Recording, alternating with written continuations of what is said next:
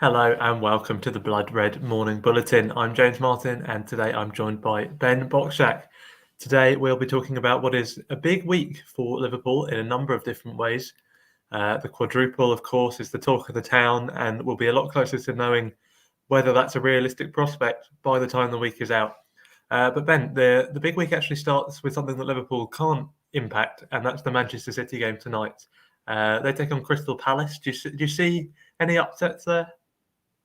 Well, they beat them earlier on in the season, didn't they? So, and that was at the Etihad, I think. So, with a home advantage, you like to think potentially there could be something on the cards. I don't think Palace have been as good as they were at the start of the season, but they still have players who can cause problems. On paper, though, you'd think City are the firm favourites for it, but you just never know.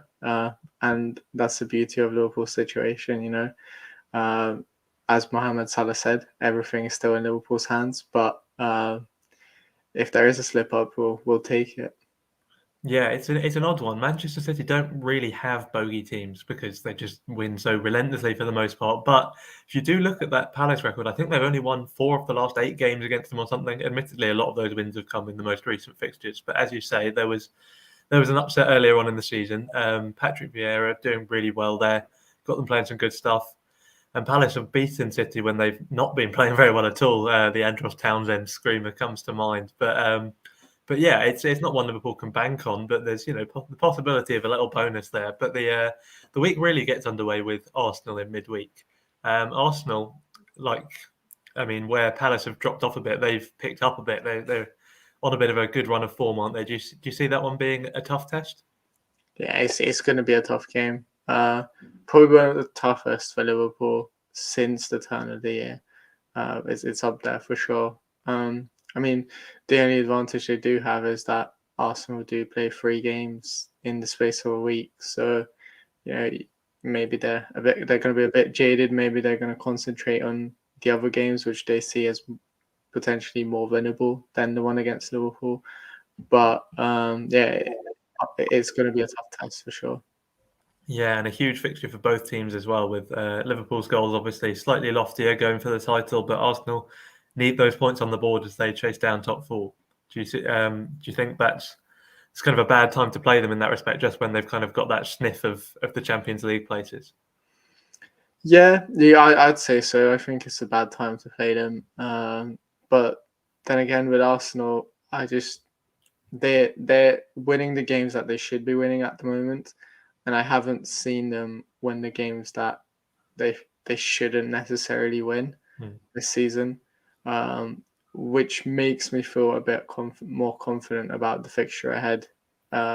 Whether I know it's at the Emirates, isn't it? So it's going to be a tough test either way, but I'm sure Arsenal are going to line up with a team that's not too dissimilar to the one that Liverpool faced at the Emirates earlier in the season in the League Cup, and that was without Mohamed Salah, Luis Diaz, and Sadio Mane. So in that regard, I do have confidence, and I think both teams are going to go for it. And if Arsenal do go for it, and if they don't sit back, then Liverpool will have spaces that they can exploit, and I can see this being a really end-to-end game. But based on Liverpool's defensive record and the fact that Liverpool are good at exploiting spaces in behind, I still see Liverpool being the favourites for this game. Yeah, I think we're going to most games as favourites at the moment, which is a nice position to be in. But as you say, a potential banana skin, which Liverpool will have to be wary of. I think you've got a piece coming out on this a bit later on, but potential double motivation for Liverpool in the sense that there's 1 or 2 Arsenal players in that squad who will be very eager to play Champions League. And if Liverpool can put a dent in those ambitions, then there could be some players coming onto the transfer radar at Anfield. Yeah, we saw that in the past when Liverpool didn't get in the Champions League. Our players' futures were always questioned, and some of them did leave for pastures new. And I think it's the same with Arsenal.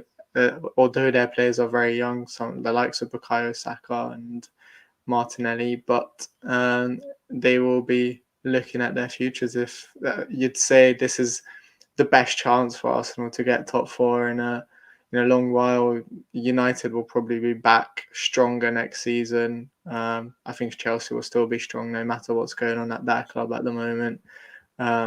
Tottenham as well will probably grow more under Conte, and Leicester will likely be better as well. So this is probably Arsenal's best chance of making the Champions League, and if they don't, then some of those players will be looking at the door and thinking, is my future better elsewhere? Yeah, brave to make any predictions about Chelsea at the moment, but fair enough. We'll see how the dust settles on that one. So yeah, that's the Premier League. There's the City game and then the Liverpool game.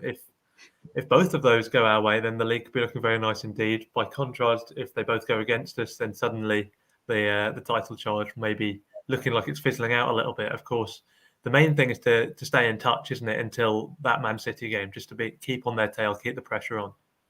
Yeah, exactly. That's the whole point. You just got to put pressure on them, and I think in a way sometimes it's better to be the chasers at this point than to be the leaders in the race, because there's less pressure in that sense. Liverpool are not expected to win the league necessarily. Manchester City had a major gap on Liverpool at the start of the year, and the fact that Liverpool have even pulled it back to it being close and to them still competing for it and potentially being in with a chance of winning it in April has been remarkable alone. So the pressure is all on City, and if Liverpool are obviously serious about winning it, so all they got to do is just win and get some points on the board. I think every manager, in a way, wants to be the underdog. Like, even you look at Man City, who are just in no respect an underdog, and you still have Pep Guardiola sort of sometimes trying to spin out that narrative, just because it's a smart move. It's psychologically, the players, the manager, it eases the pressure so much, and Liverpool can genuinely point to the fact that they're in that position this time. I mean, being against Man City helps in that regard, in the sense that you're up against this financial and footballing giant, so it's easy to sort of paint yourselves in that role. And I think that is a bonus. And yeah, like you say, the league table currently reflecting that with Liverpool very much. The chasers, hopefully that pays dividends. But it's not all about the Premier League. The quadruple, of course, requires 4 trophies. We've got one in the bag with the Carabao Cup. And the next on the agenda, potentially, it's the FA Cup, which Liverpool continue in after the Arsenal game. We found out the opponents. It's Nottingham Forest rather than Huddersfield. So it's an interesting tie. There's a lot of European Cups between the two teams. Obviously going back a bit for Nottingham Forest now, but that'll be a fun fixture, I think. Liverpool will be overwhelming favourites though, won't they? Yeah, although I think it's a potential banana scheme, to be honest. Nottingham Forest have been pretty good both in the FA Cup and in the Championship. They'll be at home, so that's an advantage. And they have very interesting players. Someone like Jed Spence, who's been linked with Liverpool. So yeah, I think I'd be aware of them and cautiously optimistic, especially if Klopp rotates the squad around a little bit, which you'd expect him to do, considering that will be Liverpool's 3rd game in a week. And I was confident with Liverpool's reserves getting the job done in previous rounds, but against the strong Nottingham side who are in form at the moment, a potential reserve side may struggle a little bit, or not struggle, but they could be surprised.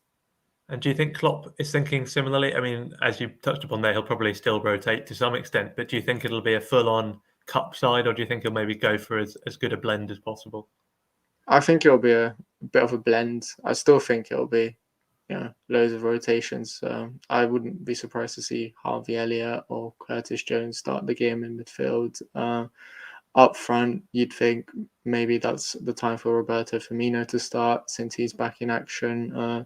Jota could potentially play, and then Minamino might have another shot. Who knows? But yes, I think it's still going to be a heavily rotated side. And but Klopp's focus is still the Premier League and the Champions League. Yeah, it's great though when you run through it like that and you can say that's a heavily rotated side and you're reeling off some properly good names there. Yeah, that's the biggest change in the last few years at Liverpool for sure, and it's why we can talk about the quadruple. Klopp doesn't want us to talk about the quadruple, and of course, it's already been a good season. There's silverware in the bag. Trent said it earlier in the season. The goal is a trophy a year, and of course, they'll want more, but you can't not be satisfied with what we've done already. But there's so much more still to play for, and that can only be an exciting thing. And we'll know a lot more by the end of this week. We'll be bringing you morning bulletins every day, keeping you up to date with the developments. For now, that'll do us. Thank you very much for watching, and we'll be back again soon.